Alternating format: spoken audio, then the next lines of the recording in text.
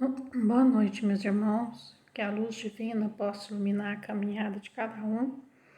Que as bênçãos de Jesus, de Deus, nosso Pai, possam chegar até o lar de vocês, abençoando a cada um, dando aquilo que cada um nesse momento estiver necessitando, em formas de benefícios, em formas de remédios fluídicos para cada um, aquilo que estiver necessitando nesse momento.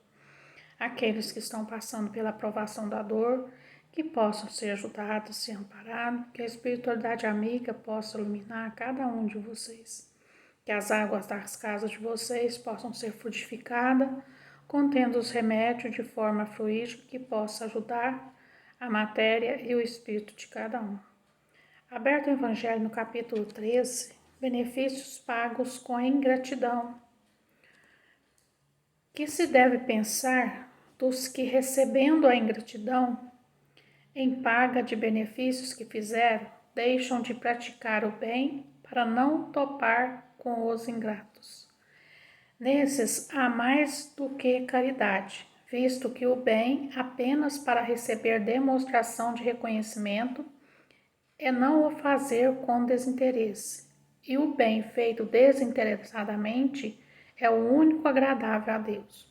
Há muito orgulho, porquanto que assim procedem e se comprazem na humildade que o beneficiado lhes vem depor aos pés o testemunho do seu reconhecimento. Aquele que procura na terra recompensa ao bem que pratica, não a receberá no céu. Deus, entretanto, terá um apreço àquele que não a busca no mundo. Então, nós temos aí alerta do Evangelho, que nós temos que fazer o bem sem olhar a quem, sem pensar em recompensa, porque Deus quer o amor entre os irmãos, e nós não podemos esquecer que diante da lei de Deus todos somos irmãos. Então Ele quer seus filhos fazendo o bem aqui na terra e não cobrando os favores um do outro, tá?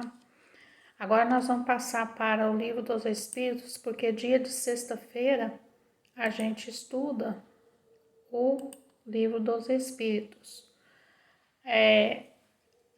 como também obras de Kardec, porque a gente não pode esquecer jamais que a nossa religião ela foi escrita, que está aí com os livros, por Kardec, que é onde a gente encontra a fundamentação da nossa religião.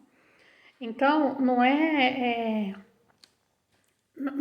é que a gente vai desprezar as outras literaturas, não, mas primeiro a gente tem que conhecer sobre a origem da nossa religião, os princípios da doutrina que estão nas obras de Kardec, para depois a gente ler as outras obras e a gente fazer as nossas conclusões do que está certo e o que está errado. Então, sempre na sexta-feira no centro, a gente estuda obras de Kardec para a gente não esquecer esse vínculo. E aberto o Livro dos Espíritos aqui, nós vamos para a questão 215. O que é que dá origem ao caráter distinto que se nota em cada povo?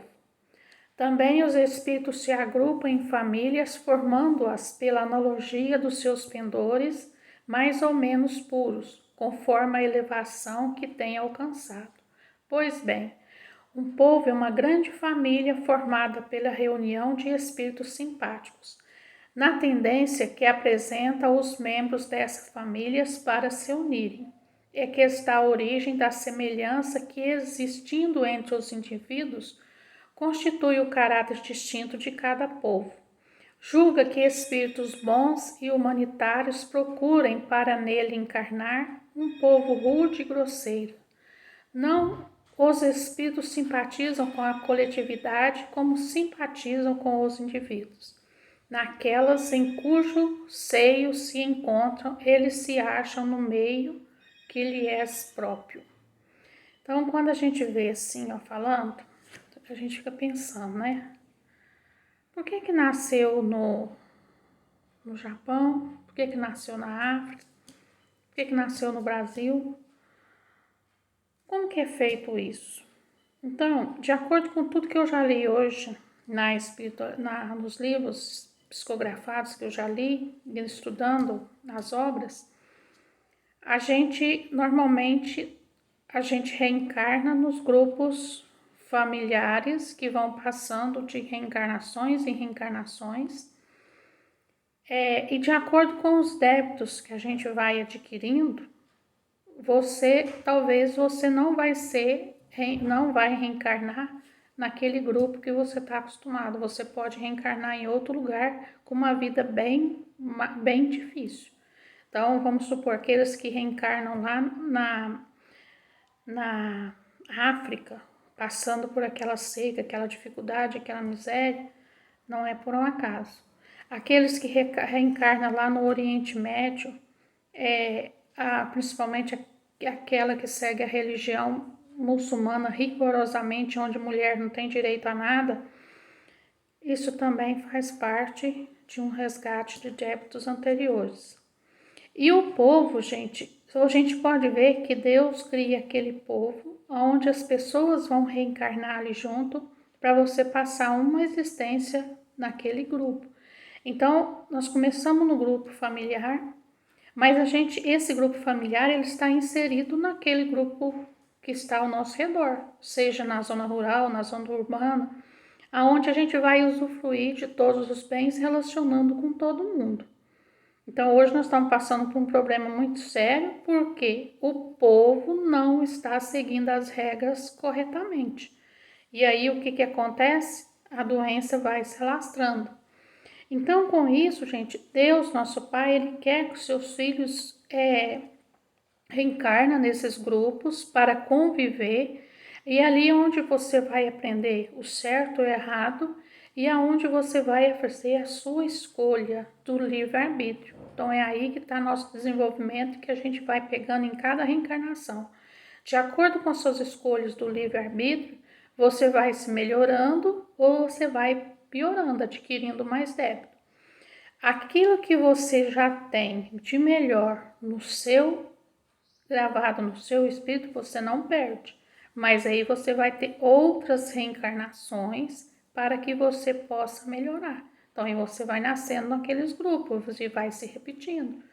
E Deus, nosso Pai, sempre no compromisso, quando a gente tem lá na espiritualidade que a gente vai nascer, a gente sempre tem aquele compromisso que vem para o bem.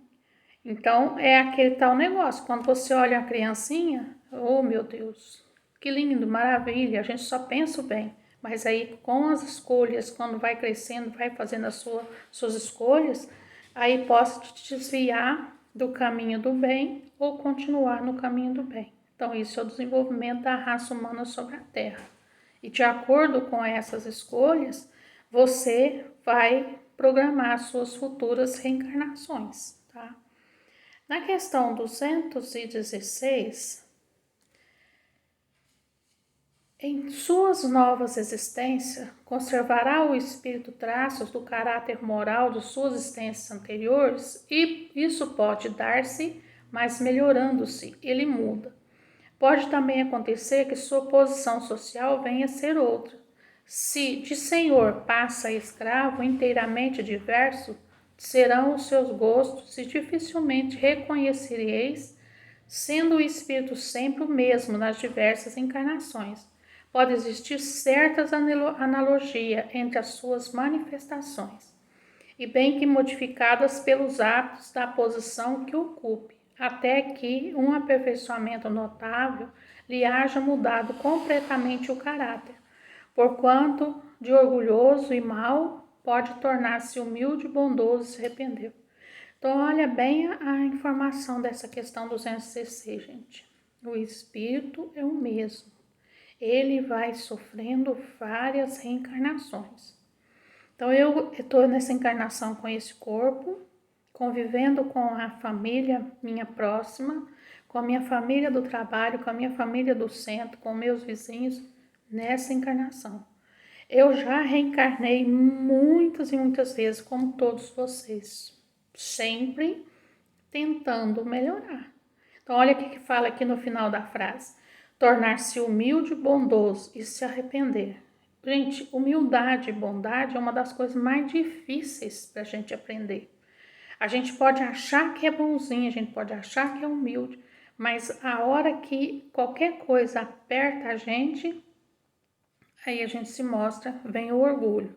E isso não é uma coisa que interessa pra gente.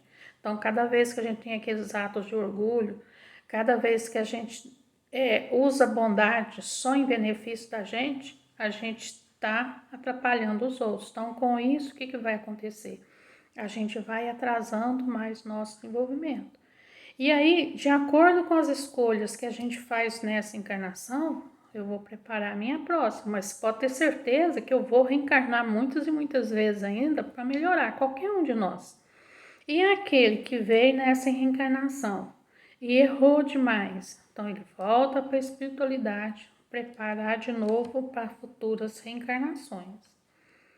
Na questão 217, é do caráter físico de suas existências pretéritas conservar o espírito traços nas suas existências posteriores.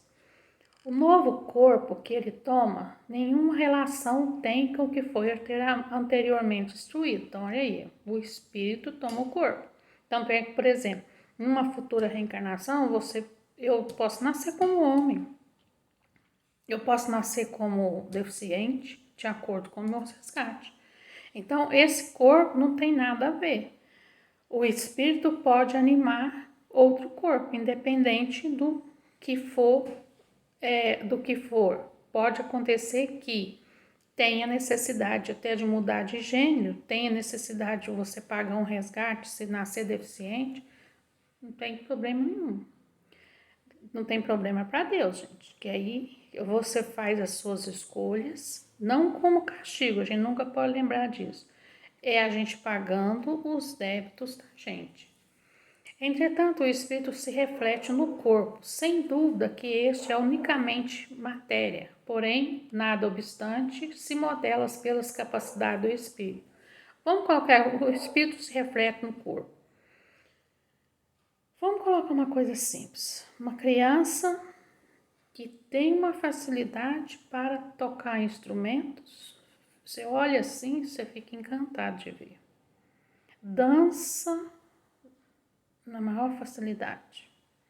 Tem uns que têm uma facilidade para matemática tremenda, outros para escrever, para falar. Então, quer dizer, gente, já traz isso de outras encarnações. Então, ele traz aquilo gravado no espírito e ele vai colocando aquilo em prática. E aí, de acordo com a existência que ele tiver na nova reencarnação, ele pode tornar músico ou dançarino, ou ele pode tornar um engenheiro, ou ele pode pegar aí todo esse conhecimento e usar para o mal. Então, a gente vê muito na nossa sociedade aí, pessoas que usam a música para influenciar grupos, para fazer coisa errada. A pessoa que usa o seu conhecimento de matemática para poder dar golpe nos outros, que ele tem facilidade para fazer cálculos, ele vai dar golpe nos outros. Então, quer dizer, tudo isso pode te ajudar ou te prejudicar, de acordo com as futuras reencarnações. Aí, continuando aqui, fala assim, ó. Sem dúvida que desde unicamente a matéria, porém, nada obstante se modela pelas capacidades do espírito que lhe imprime certo cunho. Sobretudo ao rosto, pelo que é o verdadeiro dizer que os olhos são o espelho da alma. Isso é que o semblante do indivíduo se reflete de modo particular à alma. Isso é uma coisa das mais sérias, né, gente? A pessoa pode até falar que gosta de você, mas você olhando no olho dela, você sabe que ela não está sendo sincera. A pessoa pode falar que te adora, mas você olhando no rosto dela, a gente sabe que ela está falando ou não a verdade. É só a gente prestar atenção que a gente vê se as pessoas que estão ao nosso redor, pela expressão do seu olhar, a gente vê se ela está falando uma mentira ou uma verdade. Então, muitas vezes, é do interesse do grupo que deixa aquela mentira passar para não ficar pior. Então, tipo assim, eu fiz isso aí. Você olha para a pessoa, sabe que ela não fez, mas não vai aumentar nem diminuir nada falar que ela não fez. Então, deixa por isso mesmo. Mas quer dizer, essa pessoa que está mentindo, ela está adquirindo um débito. É umas coisas pequenas que vão aumentando. Porque ninguém começa a mentir com coisa grande, começa com os pequenos, que aí depois, quando chega na grande, não tem mais jeito de mudar. Continuando a leitura aqui do Livro dos Espíritos, assim como uma pessoa excessivamente feia, quando nela habita um espírito bom, criterioso, humanitário, tem qualquer coisa que agrada, ao passo que há rostos belíssimos que nenhuma impressão causa, que até chegam a inspirar-te repulsão. Poderia supor que somente corpos bem moldados servem de inventório aos mais espíritos perfeitos? Quando o certo é que todos os dias deparas com homens de bem sobre um exterior disforme, sem que haja pronunciada parecença assemelhante dos gostos e da inclinação. Pode, portanto, dar lugar ao que se chama um ar de família. Então, a aparência, ela sempre esconde o que o espírito leva. Acabou de falar aqui, nem sempre o bonito é o melhor. Talvez um feio, ele tem toda uma coisa.